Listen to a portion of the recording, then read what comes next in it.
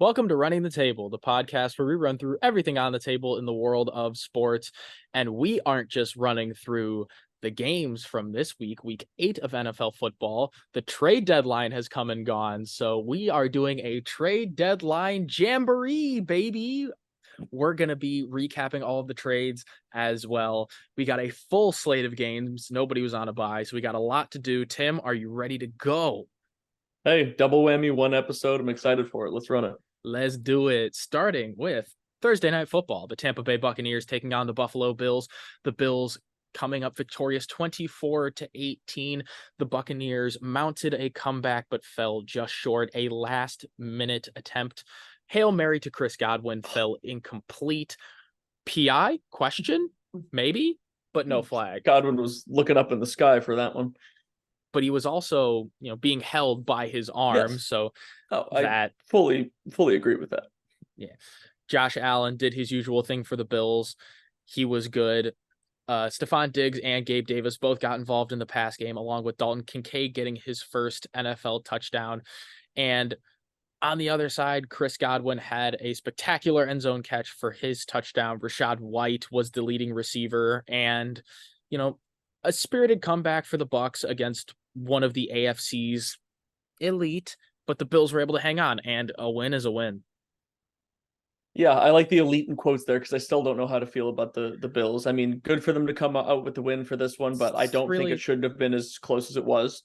Mm-hmm. But for the Bills, obviously it was good to get, quite a few receivers involved. Great for Dalton to see Dalton Kincaid these past 2 weeks step up in the absence of Dawson Knox and really start to emerge and show his ability of, what the future of that tight end position for the Bills could be. But that's why they made him a first round pick. I mean, yeah, no, he fully has the talent, and I think they're finally starting to hit their stride on how they want to use him and getting him involved more often. But also interesting, to see them led in total yardage by Khalil Shakir, which is a bit of a crapshoot when usually you have Stephon Diggs and Gabe Davis up at the top of those that board there. But they got a lot of offense going, which was why they're able to put up 24 points. But I would say a little bit more concerned with the defensive side of the ball. In when you have that lead, trying to hold on to it, and I mean they were able to stave off the comeback. Was it partially due to some PI right there at the end? I mean, there's 80 different points in the game you can talk about, so I'm not going to focus on that. But for the Buccaneers, again, they're up and down. I think the big thing for them is getting their receivers more in tune and on the same page as everybody else. You really want to see more than 3 receptions for 39 yards for Mike Evans, even though he did end up with a touchdown. So again, Baker looks decent. Sometimes he looks like a world beater. Other times he looks like, Baker's a fringe.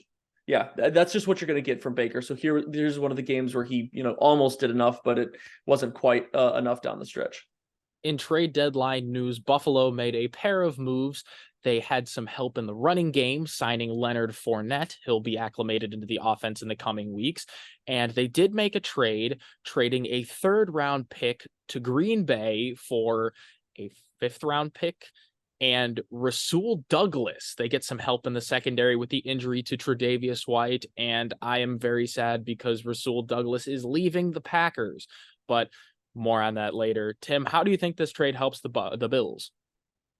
For the Bills, I definitely think that the secondary help will be good for them. Obviously, losing Trey White, I feel bad for Trey White because he just hasn't been able to stay healthy lately, and I think a lot of people forget just how good he used to be a while back because we haven't been able to see enough of healthy him. But the secondary help is absolutely something they could use, and I think Rasul Douglas will be a pretty solid pickup for them. And I don't hate the value that they chose to give up in terms of giving up the 3rd, but getting him and the 5th back.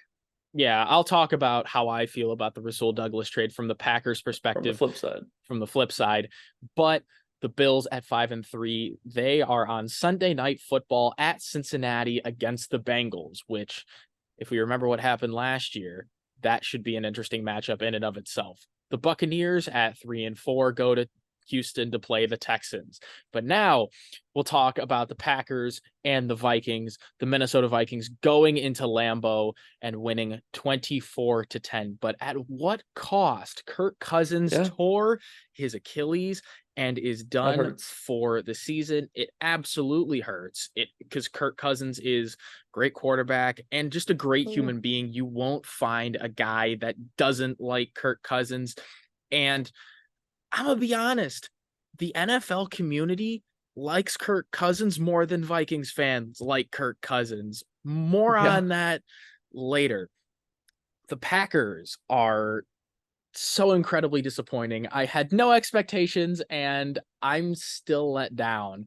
Well, last week you did have the expectation and the strong prediction of the Vikings coming into town and getting stomped by the Packers, and clearly that didn't happen. But you did put some amount of juju on the game, in the fact of Kirk Cousins going down and really dashing the Viking season in the large sense of the word. But Tim, I'm going to do that anyway. I'm going to do the same thing when I talk about the Packers going to play the Rams next week, which they're going to win, by the way. If I say it eventually, it will happen. The Packers can't lose the rest of their games until the end of time. You're gonna start to really lose your credibility on some of your predictions. You've had some really great ones, but if you keep diluting them with Packers disappointment. Tim, when it comes to the Packers, I'm going to take them to win like anything and everything. So people should take that with a grain of salt. Like everything else I try to be objective about. And it is an objective fact that Jordan Love is probably the best part of this team right now. It's weird. Not an exaggeration, because Jordan Love not what anyone expected. Didn't have a bad game against the Vikings by any standards. And I think the stats are really misleading because the stats for Jordan Love aren't good, but he has played more good football than bad football. It's what's been around him that has been so utterly disappointing and such a letdown. You think the running game is supposed to be good? Well, they don't have anybody blocking for him. The regression of A.J. Dillon is absolutely confusing. Stunning. It's confusing. Weird. I don't get it. When Aaron Jones is healthy, he's on snap count, so he doesn't get the usage that he should. He should be getting the ball 20 plus times a game, but he hasn't gotten the ball more than 12 times since he's come back, and it's head scratching. The receivers, they can't catch. None of them can. You had drops from Watson, Dobbs, Wicks, Musgrave, even Aaron Jones had a drop, and there's really not much more you can do when Jordan Love puts the ball right in your hands. I mean, he can't catch the darn thing too.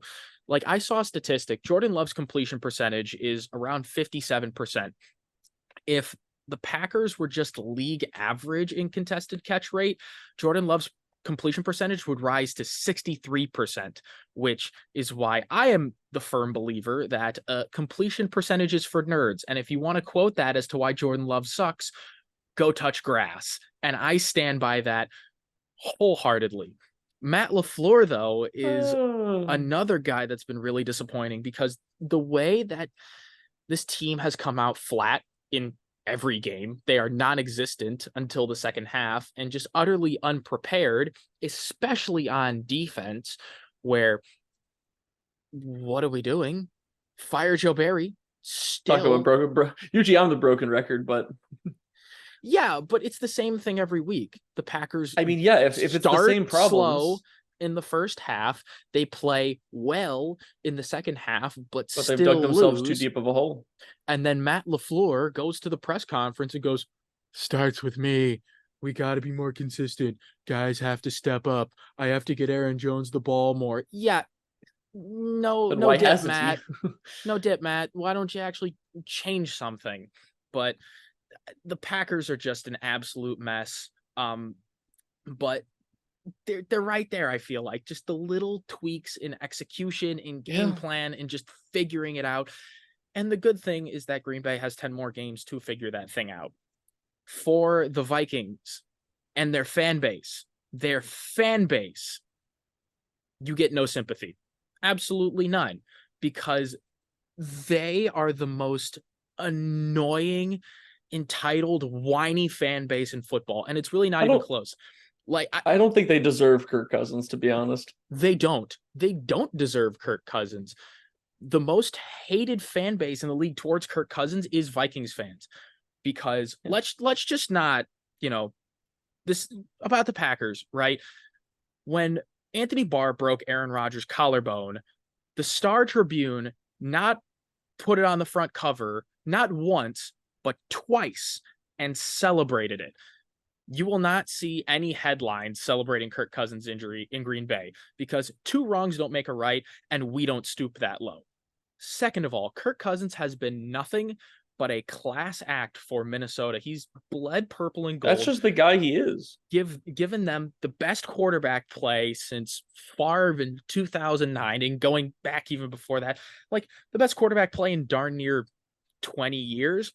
And Vikings fans have called Kirk overrated, overpaid, made him a scapegoat, blamed him for stuff, said he's not good enough, said he's not He's a the only reason why a winner. they've been in the playoffs in recent memory. Sure, he's had a history of primetime losses and maybe some and playoff struggles as well. But like without him, they wouldn't even be anywhere near the playoffs.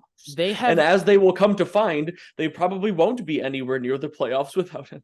They have been actively looking to get rid of Kirk this entire time.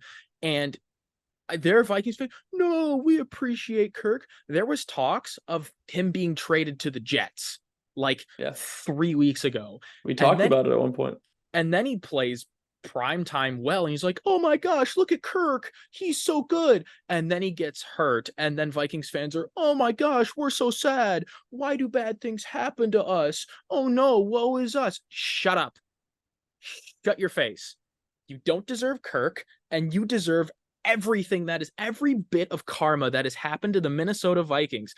This is why you haven't won a Super Bowl. This is why your teams are consistently good but never go anywhere. You don't deserve Kirk. You don't deserve Justin Jefferson. The Vikings don't deserve anything good that happens to them, because they're just going to whine about it, and then they're going to want better. And then when it leaves, they're going to go, oh no, we're so sad. Appreciate it while you have it. My God, I hate Vikings fans more than Bears fans, actually. And like that, Vikings fans have passed Bears fans up as the most irritable fan base in the NFL. I think to me, what it comes down to is is a lot of Bears fans are incredibly irritating about their belief in the Bears organization and their complete stupidity. Vikings fans are just rude. Yeah, Vikings fans are just rude. And then they turned around. I saw on Twitter, we didn't celebrate the Rodgers injury. We miss Kirk so much. We love Kirk. No, wrong. It is, you know, it is somewhat, I don't want to call it poetic justice, because both injuries are, you know, tragedies in their own right. I will. But for both Rodgers and Cousins to go down with Achilles injuries, both in the, you know, in the same season. Call me a jackass. I don't care. I am not taking the moral high ground on this one. I feel bad for Kirk. I feel bad for Kirk. He's a complete stand-up individual. Yes. I mean, he's an amazing person. This entire rant is directed towards the Vikings fans. Yeah. Towards their fan base and why they are just absolutely terrible. I think I'll go just straight up to US Bank Stadium and take a dump on it. God, I hate that team so much. Purple pieces of crap. Well, but they have made some adjustments post injury. Trade deadline. You know, we are still looking at some of the trade deadline stuff. I forgot that's what we're doing here, kind of. Well, they got Josh Dobbs for a 6th-round pick from Arizona, and then they turned around and traded one of their best offensive linemen to Jacksonville for a 6th-round pick. Why? I don't know. That one didn't make a whole lot of sense to me. I don't know what they were planning to do for that. Because if you're trying to somewhat salvage your season by getting Josh Dobbs, you want to protect him as much as possible. So why give up your best offensive lineman for the exact same round of pick that you just got Josh Dobbs for? Was that 6th round really that valuable for you? The Vikings are dumb. Because at 4-4, they're not completely out of everything. No, they actually hold the last wild card spot right now in the NFC. But, you know, for the Packers trading Rasul Douglas, it's going to get worse before it gets better. Rasul Douglas was maybe the best defender on the team and an incredible glue guy in the locker room, bled green and gold, and guess what? You traded him away. But the Vikings at 4-4 will go to Atlanta to play the Falcons, and the Packers will beat the LA Rams next Sunday. And Jordan Love is going to go absolutely bonkers. Book it. I swear. I promise this time. And if it doesn't happen, I'm just going to do it again next week. All right, enough of that nonsense. We have so many more games to cover. Next being the Los Angeles Rams and the Dallas Cowboys, where the Cowboys' dominance absolutely reemerges in a utter blowout. Our offense woke up. Dude, it was over before it began. The Cowboys won 43-20. Dak Prescott having arguably his best game of the season, 25-31, 304, 4 touchdowns and a pick, but like, let's throw the guy a bone here. He's been through a lot. CeeDee Lamb absolutely cooked, 12 catches, 14 targets, 158 yards, and a pair of touchdowns. They scored in every facet of the game. They blocked a punt for a safety. Deron Bland had a pick six. Matthew Stafford got hurt, which, I mean, the Rams are no better off with Brett Rippon, but that's neither here nor there. Cooper Kupp and Puka Nacua went mostly silent, even though they had 17 targets between the two of them. The Rams, they were well covered. The Rams weren't cooking, and the Cowboys were. It's simple as that. Yeah, I mean, the Rams just couldn't get a whole lot started from the get-go. Some team finally figured out how to, really hone in on both Puka and Cooper Kupp. Usually it's kind of been one or the other when both of them have played. It's like one guy is, a little bit more limited while the other guy ends up, having a breakout game. But for the Cowboys, they just had everything going, like you said, in all facets of the game. It still kind of breaks my brain that Deron Bland has 3 pick sixes this year. Yeah. Like, that's, pretty insane. But, outside of that, overall, their offense just clicked. It looked good. I mean, when you get CeeDee Lamb involved early and often, it opens up things for everybody else. It opened up more of the run game. It opened up other receivers. They were able to find the end zone with both Brandon Cooks and tight end Jake Ferguson, which, if you have been following the Cowboys and Dak Prescott long enough, it doesn't really matter who they have at tight end. Dak Prescott will get him involved. He will find him. So yeah, it makes sense for them to get Jake Ferguson involved. But again, we'll see whether or not this translates to some momentum for the Cowboys, because we have seen them have some great momentum and then take a couple steps back, and now it's a big rebound for them. But the key is okay, take what you learned from this game, what worked, and keep that momentum moving forward. And I think a big part of it starts with Dak, because when Dak plays well, obviously their team plays really well. And he needs to not turn over the ball very much, which 4 touchdowns to 1 interception is great. If you can get even remotely like that out of Dak on a consistent basis, the Dallas Cowboys will be a very good football team. Hard to argue with any of that, although we'll see if the Cowboys can keep it going next week at the Link against the Eagles. Like we said previously, the Rams will travel to Lambeau to play the Packers.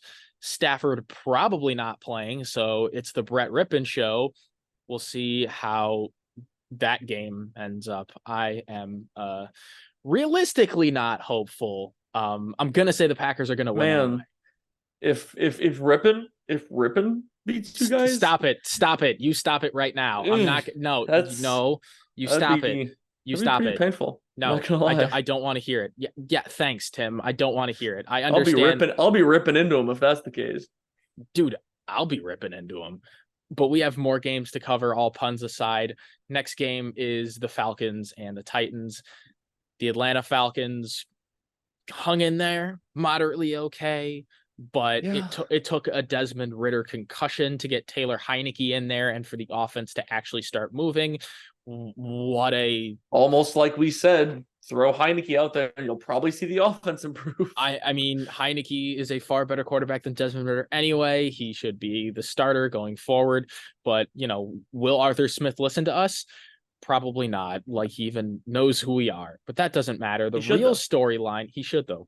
The real storyline is Tennessee scoring 28 points, all 4 touchdown passes coming off of the arm of Mayo Man himself, Will Levis. 3 of those Mayo Macho Man to DeAndre Hopkins. DeAndre Hopkins is finally alive, and I can't believe it took Will Levis to get him there. Well, you know what it was? You know what it came down to? Will Levis learned what Ryan Tannehill should have been doing for most of this year. Just throw it up there. D-Hop has a pretty decent chance of coming down with it if it's one-on-one coverage. Heck, that first touchdown they had on the sideline, it really kind of looked like D-Hop just dragged the cornerback out of bounds and then came back to go get the ball. But that's what it takes when you have a guy with his experience, his hands, and his size. Like, just throw it up there, especially as a rookie. Like, you don't need to start doing this crazy Fascinating. stuff. It's fascinating what a young quarterback can do with an established veteran wide receiver one. You know, who would have freaking thunk it? But yeah, this is the kind of performance that I was waiting for DeAndre Hopkins to have, though, is when you just try to feed him in the right spaces. It like utilize, and I give, the Titans offense credit of being able to isolate Hopkins, because that, has a big part to do with it. If they double team Hopkins, it's a lot harder to force him the ball. But when he's one-on-one, trust him.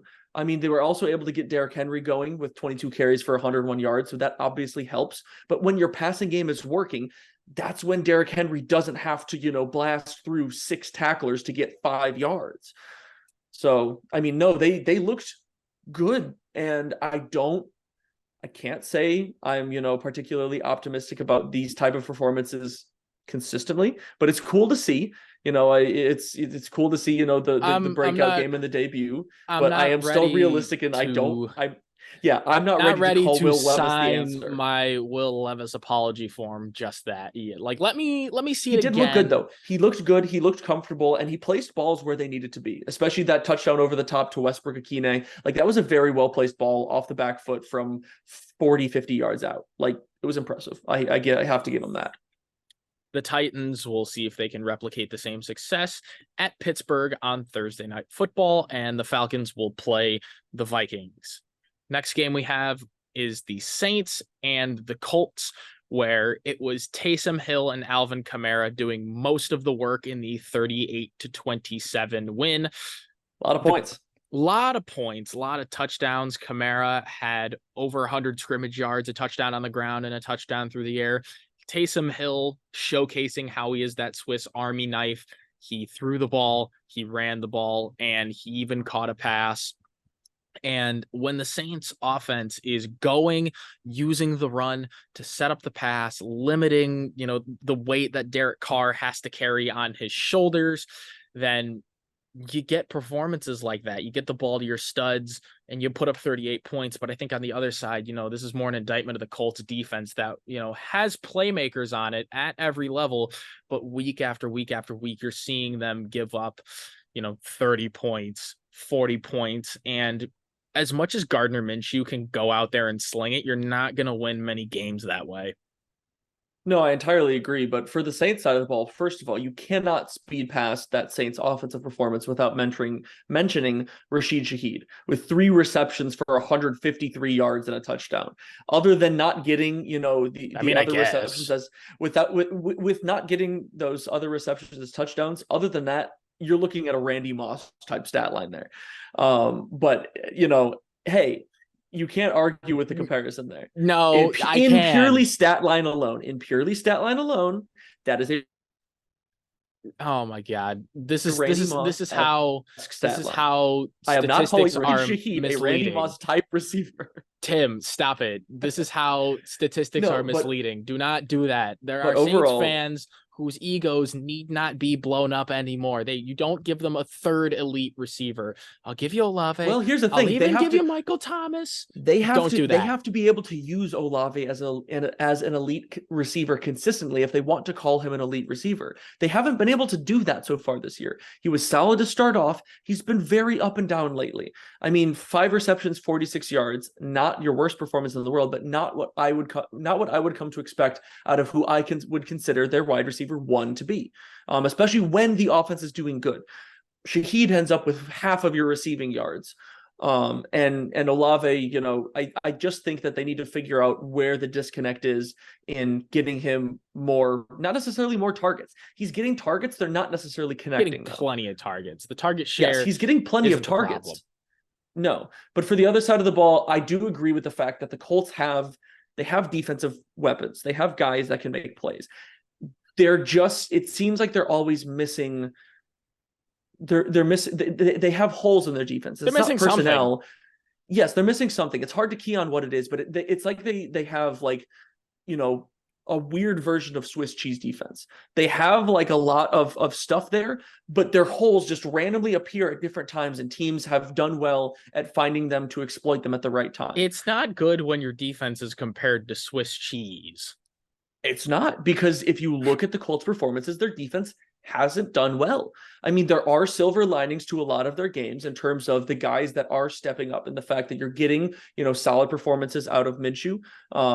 You're getting Jonathan Taylor back to running efficiently. Heck, you're even getting some improved performances out of Josh Downs, which is not something that really anybody expected coming into this year. He started to put himself in an actually, solid wide receiver 2 in this offense, and he's even outpaced Michael Pittman Jr. in some of these games. So there's silver linings to it, but like you said, you can put up 27, but if your defense isn't able to stop teams, you're not going to win very many football games, and that's sort of the predicament that they're in. Once again, Tim, you've said it all. There's not much more that I can add to that. The Colts at 3-5 go to Carolina to play the Panthers, and the Saints definitely have a game where they can add to their momentum against the Chicago Bears. Next, we're going to take a trip to an AFC East showdown between the Patriots and the Dolphins. The Miami Dolphins running away with it 31-17. And speaking of running, Tyreek Hill is continuing his historic pace. He's already over 1,000 receiving yards, the fastest that anybody's ever done it in a single season. It definitely helps when you just outrun everybody until it goes, here you go, left hand. Yoink.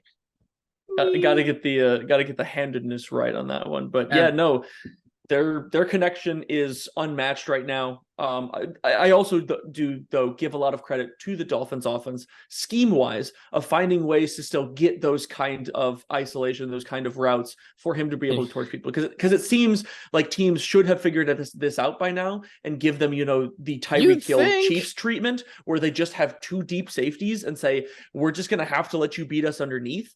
But teams haven't done that yet, and that's why he has, continued to absolutely dominate and reach 1,000 yards already. Can you tell I'm not a left-handed quarterback? Because when I did it, I went like that. And I went. He said touchdown. I didn't quite go that, but I'm just not a lefty QB. Either way, the Patriots on the other side, Juju Smith-Schuster found the end zone, so that's good. Woohoo! His one catch. They're just not that great. Mac Jones, I bet they're so glad they spent $33 million on it. You know what? I bet they're not regretting every single penny of that right now. Mac Jones just isn't the quarterback of the future. It's fine.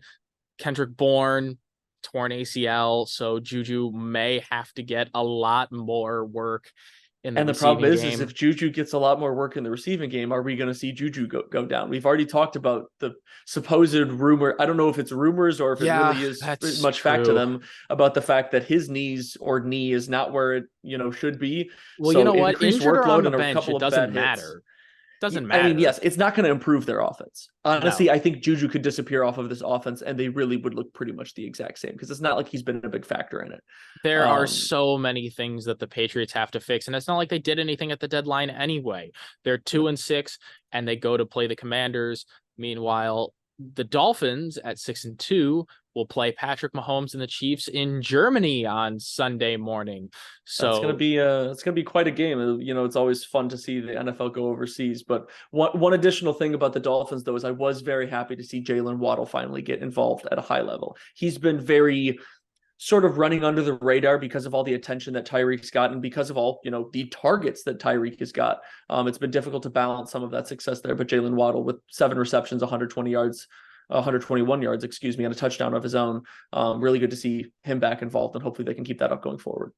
In the Battle of New York, the Jets and the Giants played the least inspiring football that you'll ever see for 58 minutes, and then in the last 2 minutes, Zach Wilson decided, hey, I'm going to throw the football to Garrett Wilson and Alan Lazard and get into field goal range, even though there's controversy on who actually has to set the ball down to spike it, but who cares there?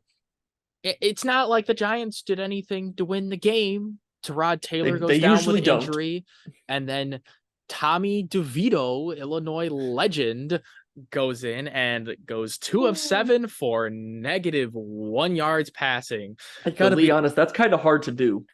the leading receiver and target getter, both Saquon Barkley, and he got a grand total of this many receiving yards, as many as you, I, or any non-NFL player watching this right now. It's I don't embarrassing. I don't know if you had told me that like there would be a game this year where where a starting quarterback, or even the team as in total, ended up with single digit passing yards. Oh, no, no, no. They ended up with negative passing yards. I think it was -5. Well, no, from what I found, I have Tyrod Taylor with 8 and Tommy DeVito with -1. But sack yards If you want count. to count sack yards, I would count them to rushing yards more than I would count them to passing ESPN yards. counts sacks against passing yards. So by Okay, like ESPN standards, they ended up with, I think, -5. that's even worse. I was going to make a comment about single digit passing yards, but if you want to bring that to the whole nother level and say negative passing yards, I would never have ever put even $1 of my money on that bet, because that is just so atrocious. And I mean, the fact they still, obviously, the weather has a big effect on it. And that's why they, gave Saquon Barkley 36 carries and he was able They to end up with said, 128 yards. they But said over under 1 passing yard for the Giants was free. it was not free. That is probably the worst beat that anybody could ever have. The That's really Giants did make a trade though at 2-6, are confirmed to be sellers, trading Leonard Williams to the Seahawks for a 2nd-round pick in next year's draft and a 5th-round pick in the 2025 draft. So the Giants, they offload a rather hefty contract and they get a sizable return in terms of draft capital. You can't really complain about a 2nd-round pick, but that's all the shenanigans that happened between those two teams. The Jets at 4-3, they play the Chargers on Monday Night Football, and the Giants, they go to Vegas to play the Raiders.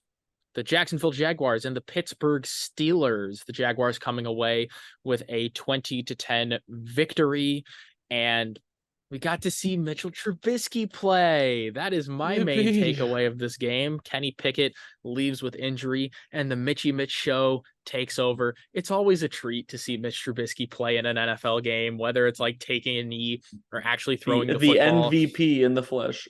Had a pair of interceptions, but it's not like Trevor Lawrence really did that much better. He had a not so great one himself, but it was enough to win the game.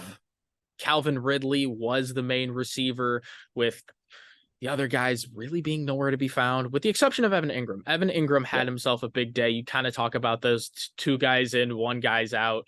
It was Ridley and Ingram's turn to be in today, and it was nice to see after the disappearance, really, of what people were saying with Calvin Ridley.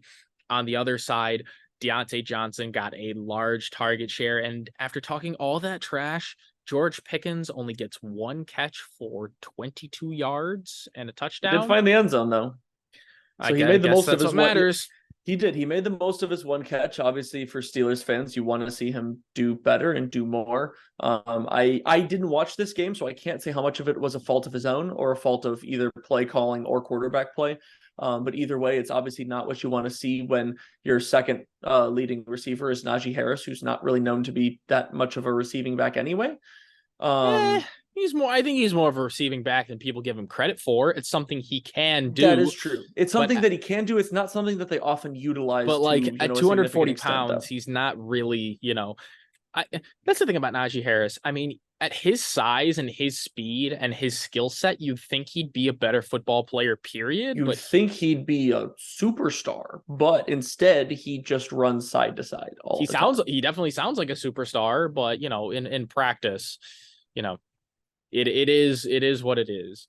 The Steelers at 4-3 host the Titans on Thursday Night Football. The Jaguars going into the bye at 6-2. This is definitely new territory for them, being contenders in the AFC. Hey, and and on a 5-game win streak. Obviously, you will see what the bye week does for their momentum. They obviously started off the year 1-2, not the way that people really expected, given the acquisitions, getting Ridley back from just getting Ridley from suspension is not back because he never played before. But given how well they did last year and how they competed in the playoff, but overall, I mean, they've bounced back in major fashion, and they're back to really cementing themselves as a contender in the AFC. Yeah, and they get more protection for Trevor Lawrence, acquiring Ezra Cleveland from the Vikings. Next, we'll go to an NFC East showdown between the Philadelphia Eagles and the Washington Commanders. What is it with the Commanders and giving the Eagles a game every time they play them? But they can't win. The Eagles they can't win, the but sweep. But it's the fact that, like, for some reason, the Commanders don't understand how to attack any defense other than the stacked Eagles defense. I don't get it.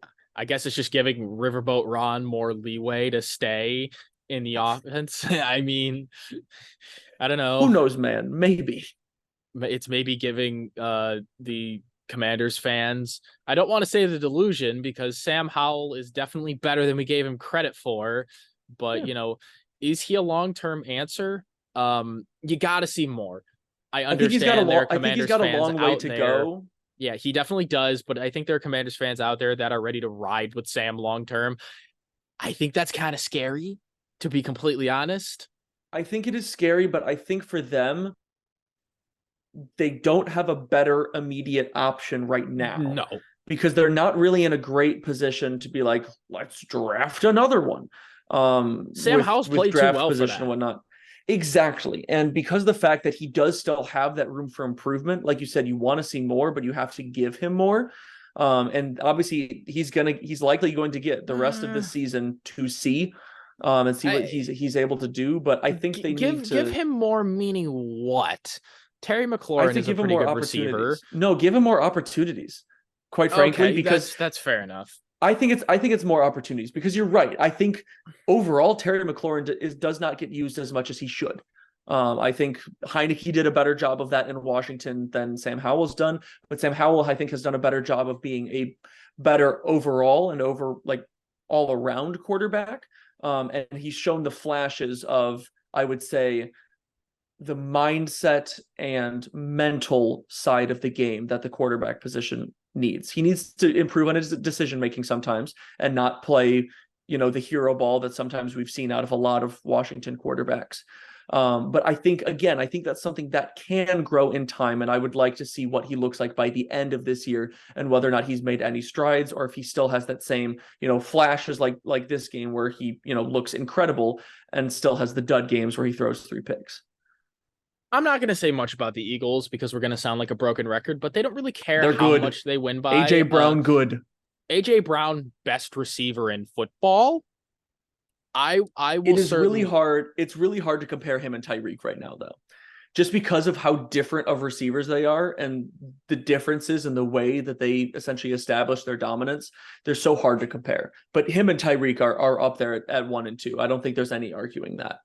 I mean, personally, I would take AJ Brown long term over Tyreek Hill. Long term, I can definitely see that. Long term, I would agree.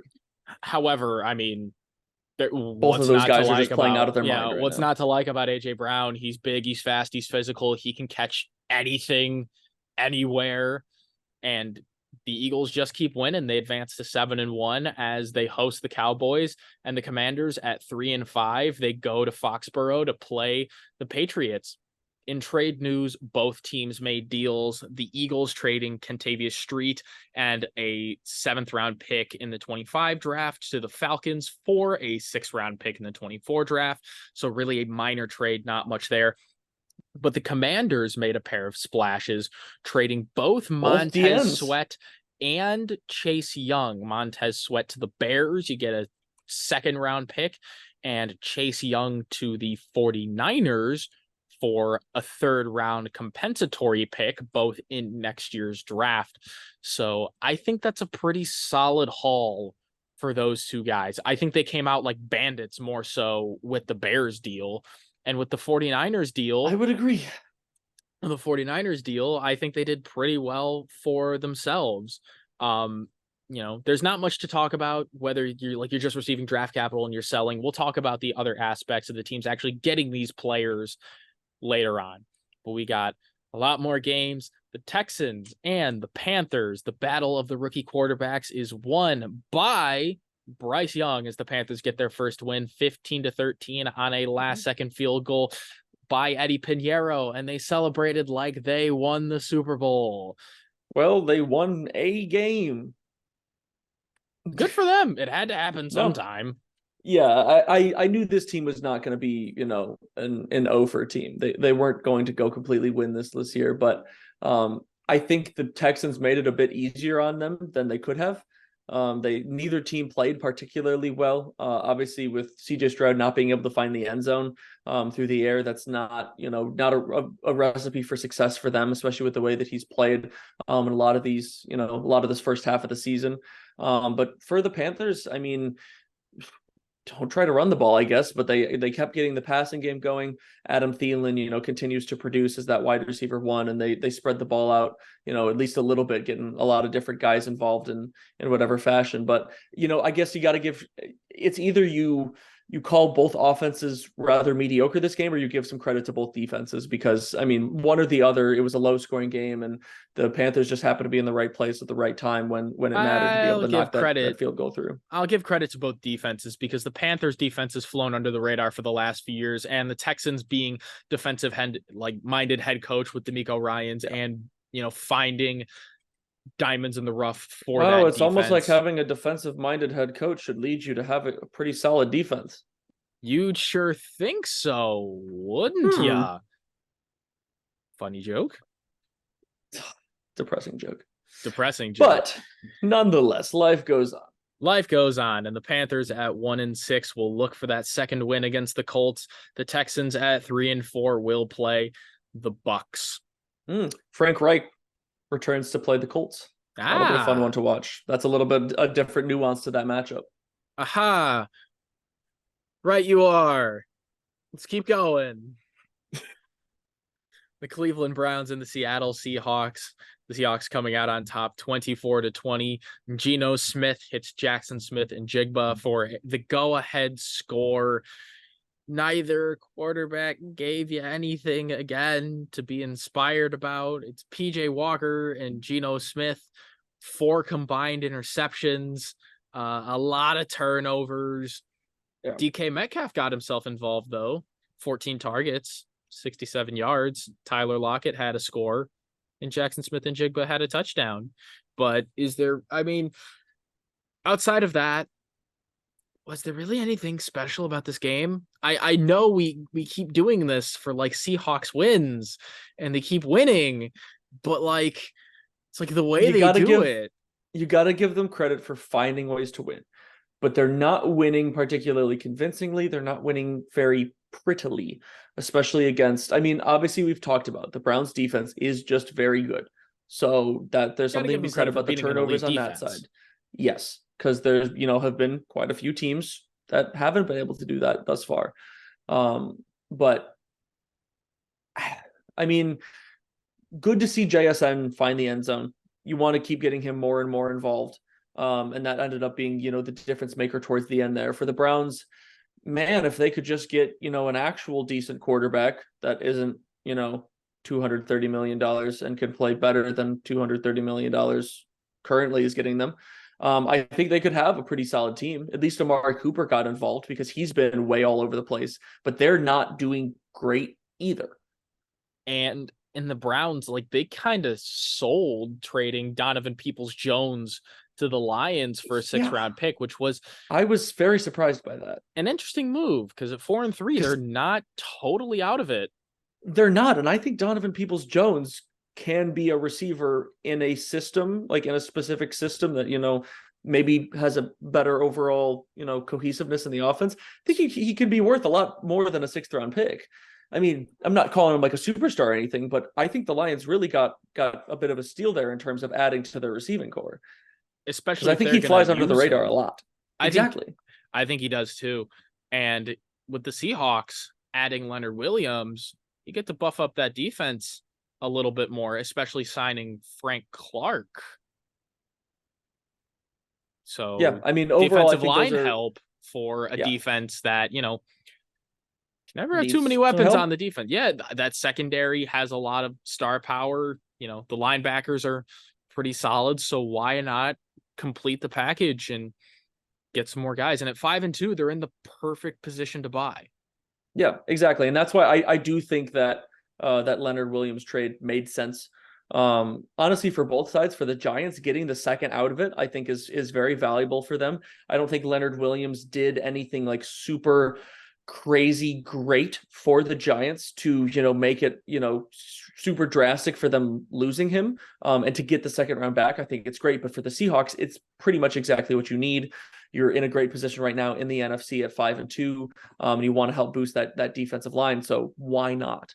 So we'll see how he slides in and fits into that defensive line. But adding him and Frank Clark should definitely give them some veteran experience to really keep trying to push towards the playoffs. The Seahawks' next challenge will be trying to stop Lamar Jackson and the Baltimore Ravens. The Browns will go play the Arizona Cardinals. We got 5 more games to go through, the next of which being the Chiefs and the Broncos. The Denver Broncos winning against Kansas City for the first time since 2015. Since Peyton Manning was their quarterback. Russell Wilson outplays Patrick Mahomes decisively. Russ throws 3 TDs with no picks. Mahomes throws no TDs with 2 picks, and their QBR is borderline identical. I don't know how, but it is. I'd like to figure out how that's calculated. I would also. There's got to be something because Mahomes threw twice as many passes the for passing yards, I 130 more guess. yards. Oh yeah, passes and passing yards. I don't quite understand. The touchdown to interceptions to me matters way more. But then again, the passer rating shows a bigger difference. But I think QBR is more all encompassing of a stat than passer rating. We can get into that later. But I mean, how about them Broncos? They led with the run game, handing the ball off to Javonte Williams 27 times for 85 yards. Volume. Absolutely, Javonte Williams fantasy manager is happy about that. Woo-hoo. Including me, because I do have Javonte in a few places, but Mahomes can't quite replicate Jordan's performance with his flu game, and the Chiefs offense largely in check. But quite the turnaround for the Broncos, giving up 70 points to the Dolphins and then holding Mahomes to 9. Doesn't make Jordan Love's loss to Denver look nearly that bad, considering they put up almost double the points as the Chiefs. Jordan Love better than Patrick Mahomes, considering that Love outplayed Mahomes going head-to-head against the Broncos. Fine, we'll do the trade 1-for-1. But I'm gonna ignore the fact that you said that. Are you gonna ignore my sarcasm also, or? Yeah, okay. Yeah, no, I'm totally being serious all the time. Obviously. But no, for the Chiefs, I mean, it's not a good look for them. It's not a good game for them. You figure they're going to slip up every once in a while, and the fact that Mahomes was dealing with flu-like symptoms and whatnot certainly didn't help things. No, I think overall, things that I would like to talk about for the Chiefs in general, I think the contributions and the continued contributions from Rashee Rice are something to notice in terms of a guy stepping up at the wide receiver position when they kind of desperately need that.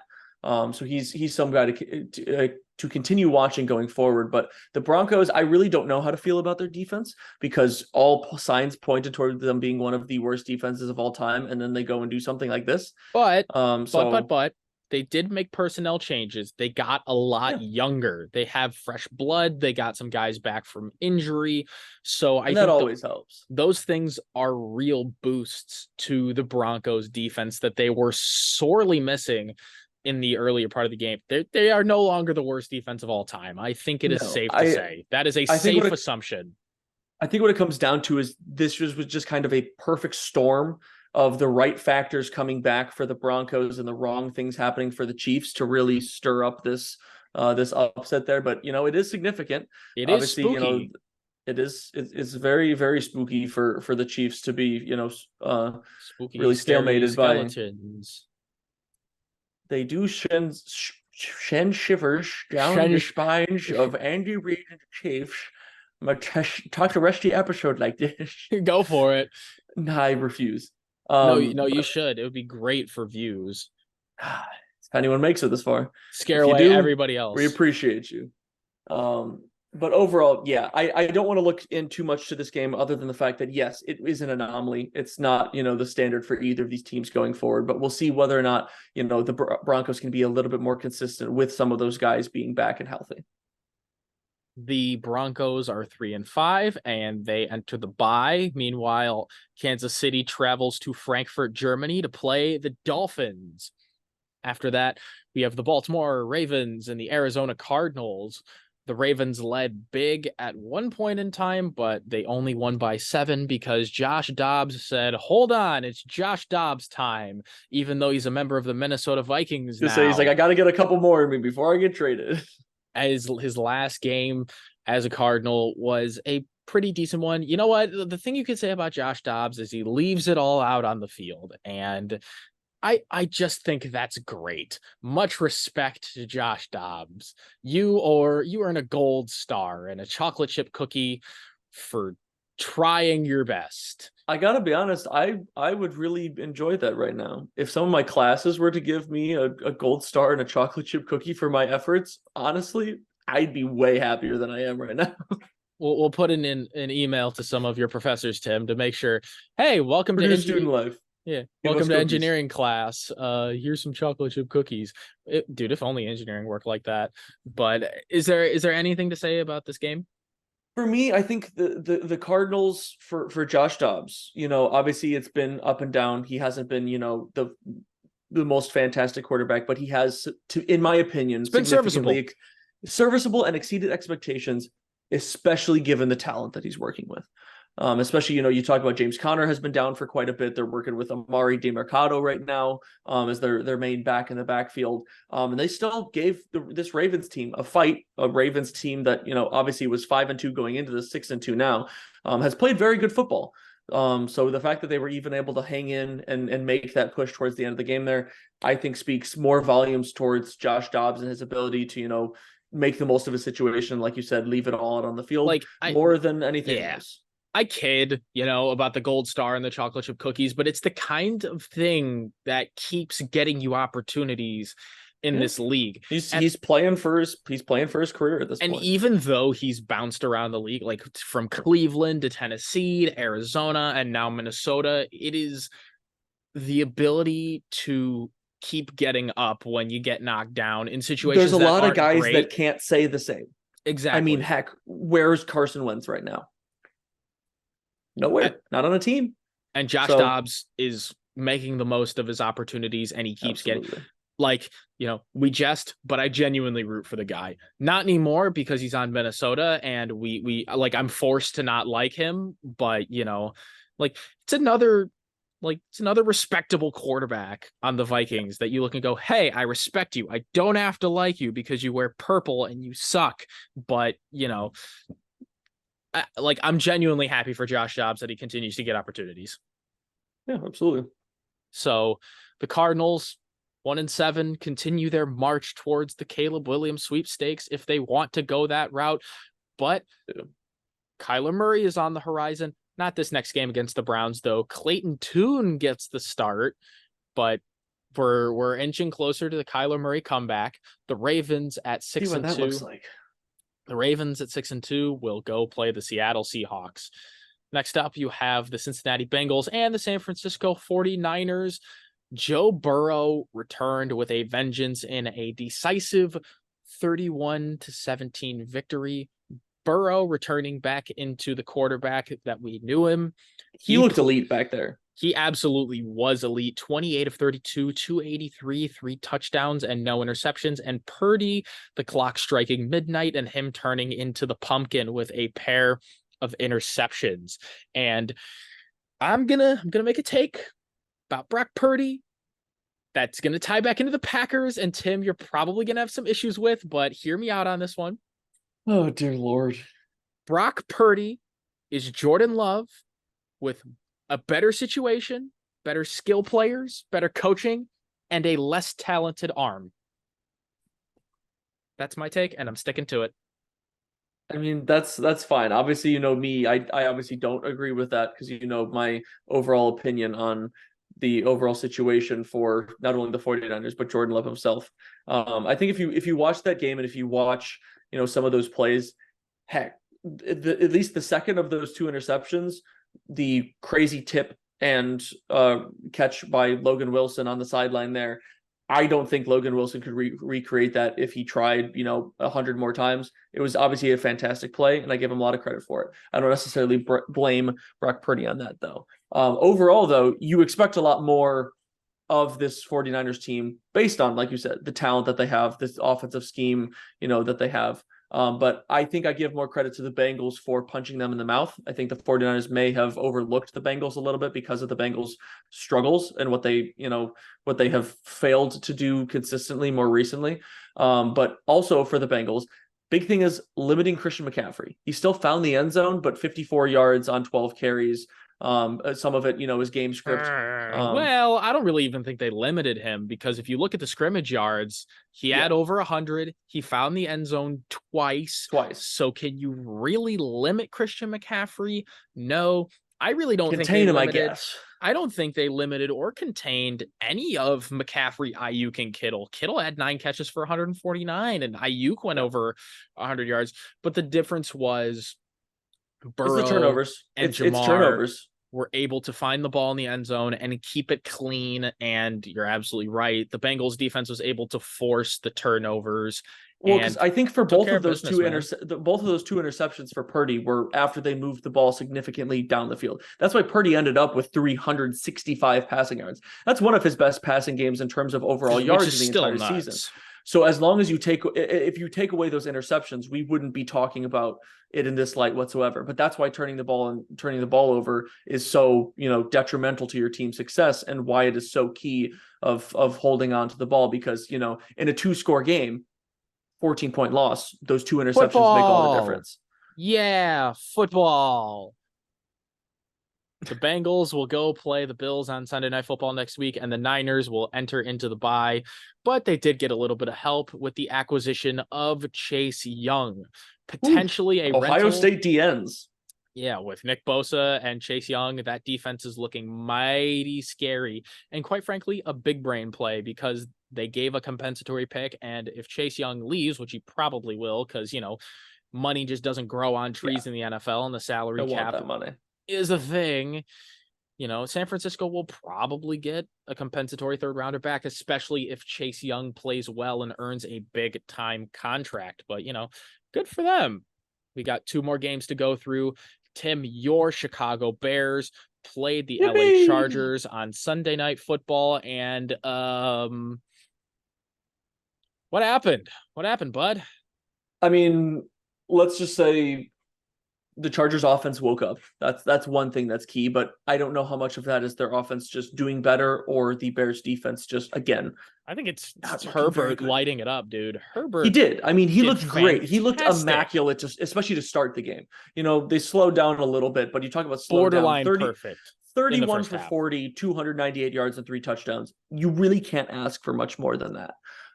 They still are struggling to get the run game going again, even with Austin Eckler back, but they got him involved plenty in the receiving game, which is part of the reason why he's as valuable of a running back as he is. Which makes you very, very happy because we know how much you love Austin Eckler.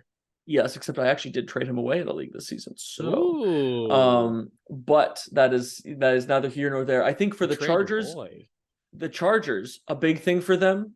Don't know what it's going to look like going forward, but they got Quentin Johnson involved a little bit, or I guess more than a little bit. He was 5 receptions for 50 yards, which is a lot more than they could say for a lot of the rest of the year for him. So you'd like to see him continue to have a role because they did not spend that 1st-round draft pick to get him to just have him sit around. So you really hope that they can keep that up. But for the Bears, I mean, again, when Bagent had a good game in his first start, I was not, you know, overly excited or anything. I knew that you were happy because Bagent did well, but you did not expect it to last. Which no, and everything comes back down to earth. Played like an undrafted free agent in his 2nd career start off the bench, and there's really not much that Tyson Bagent could do better. I mean, Velus Jones could not have bricks for hands, but the Bears fans are sick of Velus Honestly, Jones Jr. anyway, so yeah, that's you nothing can new. add him to the list of guys we've spent too high of a draft pick on at the wide receiver position that have amounted to literally nothing. We can go put him up on the shelf with Kevin White, but Kevin obviously White, Bears legend. not nearly as high of a draft pick as Kevin White, but just about the same results. But for the Bears, yeah, I mean the running game is still very all over the place with the conglomeration of guys that they're throwing back there with Khalil Herbert out, and the receiving game, or passing receiving game. It comes and goes, but it obviously is not going to be super pretty unless you can actually solve a lot of different other parts of the team. And when you're facing a team that has an offense as good as the Chargers do, your defense isn't able to set up your offense in very good situations, which is going to be one of the only ways that you get in a UDFA quarterback like Tyson Bagent, and just the overall talent that the Bears are currently working with on offense to look decent. And we've said that before, so I wasn't particularly surprised, and to me it's just business as usual going forward. So Tim, at 2-6 at the trade deadline, the Chicago Bears were buyers, like we all predicted they would be. Why? Huh? I mean, for the second consecutive trade deadline, they spent a borderline first round pick. Last year, it was Chase Claypool. This year, it is Montez Sweat, who, yes, will help for the 9 remaining games that they have. I think he's a much better talent acquisition than Chase Claypool was. The instantaneous reaction is... However, yeah. However, I don't think he's sticking around. As an impending free agent, this is an interesting play for the Bears, because the Bears make a trade. The Bears Yeah. make a trade that seems like that a contender should be making. You give up a pretty significant amount of capital for a guy that's going to give you some pretty significant D-line boost, trying to boost your overall defense, making a playoff push. At 2-6, with your starting quarterback out and basically tanking for the 2 first-round draft picks you have, why are you making an acquisition of a D-line guy, a D-line player that you're not even sure you can keep? And if you do keep, you're going to have to give him a stupid amount of money that he probably isn't worth. Yeah, so, and you and I talked about this as the trade went down. Montez Sweat, good, but not great. Not a game changer. In my opinion, I think the 2 trades that the Commanders made for their DNs, I honestly think arguably should have flipped in terms of value. I think Chase Young should have been worth more than Montez Sweat, but that's just my opinion. Maybe that doesn't make sense to a lot of people, but welcome to the Bears and what they are willing to give up to make the rather idiotic moves that they tend to do. They're like, second. Yeah, like it's probably like about pick 35 that they gave up, and the Niners gave up probably about pick like 85 to go get Chase Young. So there's that. Montez Sweat, it really helps when you have like Jonathan Allen, Daron Payne, Chase Young on your defensive line that offensive linemen need to worry about. Now Montez Sweat is the guy. He is not a Nick or Joey Bosa. He is not a Myles Garrett. He is not a TJ Watt. He is not a Rashawn Gary. Both of those guys nor a Max Crosby. Well, those guys that you just listed are making $23 million or more. Yes. So, yeah. And if you take Crosby out of there, it's $25 million or more. So, and you and I discussed this, we see 2 possible outcomes. There's option... Neither one of them are good for the Bears. There's option A. He doesn't play very well, and he just kind of leaves in free agency, in which you've spent a high second round pick for 9 games of absolutely jack.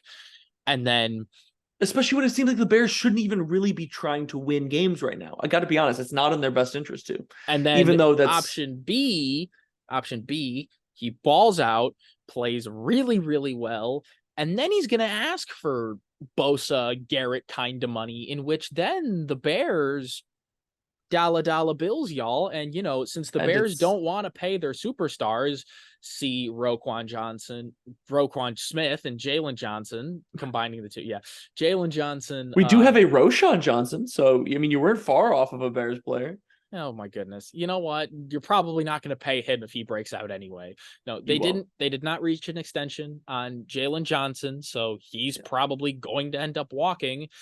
If you don't pay Montez Sweat more than he's worth, which will probably end up being an overpay, you let him walk and he goes somewhere else, which is, again, giving up a high second round pick for what? Yeah, that's why it didn't make much sense to me, because it does not fit situationally and with where the Bears are as an organization. Doesn't fit, period. Right, it doesn't. Obviously, it doesn't fit. Period. It doesn't fit. Period. But especially with what the Bears have, whatever few things they have going for them going forward, picking up a guy that you're going to either have to pay a lot or let go, and you essentially just sacrifice everything you've given up to get him, doesn't make sense when you're in theory, mid, if not, borderline at the beginning of a rebuild. So yeah, I could go on about that forever, but the Bears be the Bears, and we'll see how that ends up in these next 9 games. They go to play the Jets and the Chargers at 3-4. Host the Jets on Monday Night Football. The Jets, not the Giants, the Jets. That makes more sense. We're very tired. It's kind of late at night, and we've both had long days. That's neither here nor there. We have one more game left to go. Monday Night Football. We're gonna get through it. The Las Vegas Raiders and the Detroit Lions. The Raiders. Boy, did I watch this one. And boy, was it entertaining for all the wrong reasons if you're a Raiders fan. The Lions showed up. The Raiders did not. The Lions get back on track to their winning ways. Jared Goff doing goof things. Amon-Ra St. Brown and Sam Laporta. They both had great days. Jahmyr Gibbs is turning into the stud that the Lions drafted him to be. Almost like they just need to give him carries. Him the ball, and he'll do his thing with 152 rushing yards and a touchdown. And on the other side, what are the Raiders doing? They didn't free Davante Adams at the deadline. Jimmy Garoppolo did not play well by any metric. That's being nice. He played horrible. Not only did Jimmy Garoppolo throw the ball horribly, I mean, I'm sure most people who have seen plenty of clips from the weekend have seen some of the missed throws that he had to Davante Adams that could have turned into long touchdowns. But just even outside of that, what blows my mind is that Jimmy Garoppolo, like, he's not an untalented quarterback, but at the same time, he's good. He doesn't use what he has whatsoever. But I was way more blown away by his refusal to leave a collapsing pocket, because the Lions got sacks. Alex Anzalone got 2 sacks in the same set of downs, because late in the game when they're trying to push the ball and they're passing, and the Lions just were like, okay, we'll just send a blitz. And Garoppolo has concrete shoes and just decides to take sack after sack. I guess if you want to go down with the ship, then, by all means. But he's been so injury prone. Why does he want to take these hits? Either A, throw the ball away, or just leave the pocket. Get out of there, man. But, I mean, for the Raiders, at least they started feeding Josh Jacobs a little bit more. They were able to get him to find the end zone, 15 carries, 61 yards, and that touchdown. But that was about the only thing they had going. They set themselves up terribly to start drives, multiple 3-and-outs, punting the ball away, turnovers. Heck, I think that they intercepted Jared Goff, and on the very first play of their drive, inside just threw it right back. Threw it right back to him. They were already in Lions territory, and he just threw straight into double coverage, heading in the rough general area of Davante Adams. It was nowhere close. Easiest interception of Kirby Joseph's career. I am astonished. I can think of some interceptions that were slightly easier, but I don't want to. I'm saying for Kirby Joseph's. I know. I can think I can think of Kirby Joseph picks that were, a little bit easier, but I don't want to bring those up for, because of PTSD. Anyway, regardless, I think the Raiders are at the point where if they want to do anything with their season, Just bench Garoppolo. And the problem is McDaniels has too good of a relationship with him, so I don't know if Yeah. they're ever going to pull that plug unless he's hurt. But they, again, same reason, in my opinion, It's same Aiden reason. O'Connell or Brian Hoyer, though. But here's the thing, same reason why I said they stood nothing to gain by starting Brian Hoyer. At this point, I don't think they have anything to gain by starting Jimmy Garoppolo, other than the fact that you paid the guy, you Sunk might as well cost. throw him out there. Yeah, sunk cost theory. It's sunk cost theory. You don't Yeah. want to quite admit that. I mean, you could also sunk cost theory Devontae Adams, which Yes, but that's not his fault. no, it's It's not not his his fault. No, of course it's not his fault. Devontae Adams needed to be freed yesterday, So but he the sunk wasn't. cost theory to me doesn't apply in this situation because Devontae Adams is not in control of his own destiny. Yeah, well, you know what?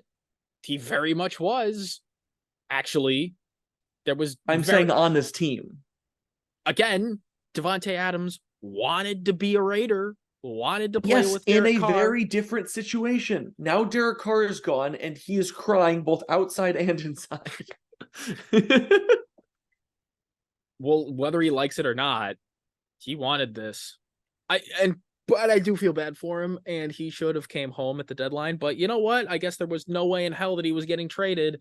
So guess what? Devontae Adams, you are a Raider for the foreseeable future, whether you like it or not. Yeah, But he made his bed and he's gonna have to lie in it for now.